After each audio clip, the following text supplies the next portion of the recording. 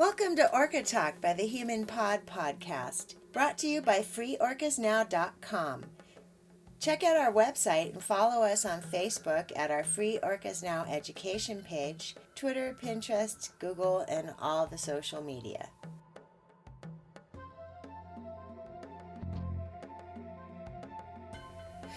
Welcome to Orca Talk. This is episode 4, where we'll be revisiting, back by popular demand, SeaWorld Secrets and Tilikum's Predicament Part 1, which has received an overwhelming 240,897 hits on YouTube. Watch now and you'll see why, and see how you can help the movement against orca captivity.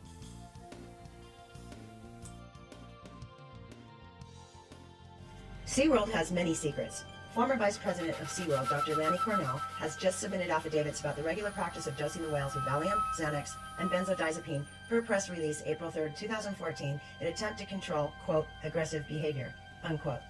After the death of former senior trainer Don Brancheau, over 30 other incidents, including other trainer deaths, have been uncovered and are now under investigation.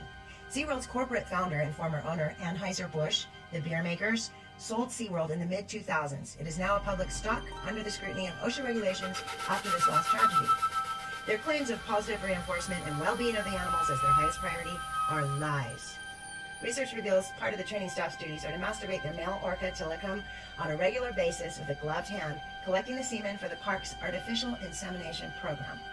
His agonizing existence of life in an isolation tank, social deprivation, drugged and inappropriately handled is the sum of his present-day hell, since he is no longer considered a reliable performer. Tilikum's present health isn't good. He is overweight, chronically dehydrated, and suffers many other serious physiological and psychological maladies. It's the final straw as the crisis hits the park and more truth about SeaWorld's practices emerge. Reports of removing the killer whale's teeth with power drills is another allegation.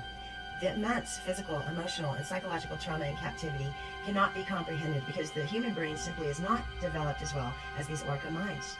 Their lobes are more developed in many regions, and their socio-emotional capacities are simply incomprehensible to man. Their family group members never leave their social pods, ever. A current California bill nicknamed Blackfish Bill is underway to outlaw orca captivity completely and absolutely in that state. It is predicted to pass through. Meanwhile, SeaWorld's mismatched, life without parole marine slaves are pumped full of psychotropic drugs in order to force them to perform stupid tricks for humans and their kids at the Big Dollar theme park. After the release of Blackfish, the park has been hit with cancellations and aggressive campaigns.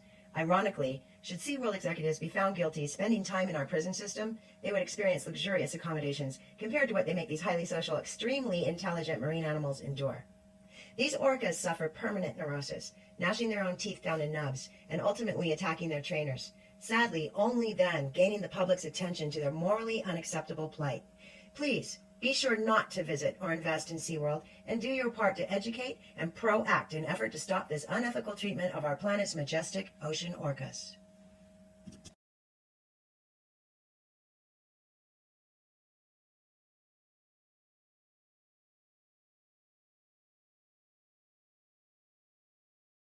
Well, that's all for Orca Talk this time. And in closing, I'd like to quote Jacques Cousteau: "When we return wild animals to nature, we merely return them to what is already theirs. For men cannot give wild animals freedom, they could only take it away." Please subscribe to Orca Talk, and again, tell your friends about us too, as we continue to bring you cetacean rights, news, and history that's being made yesterday, today, and tomorrow.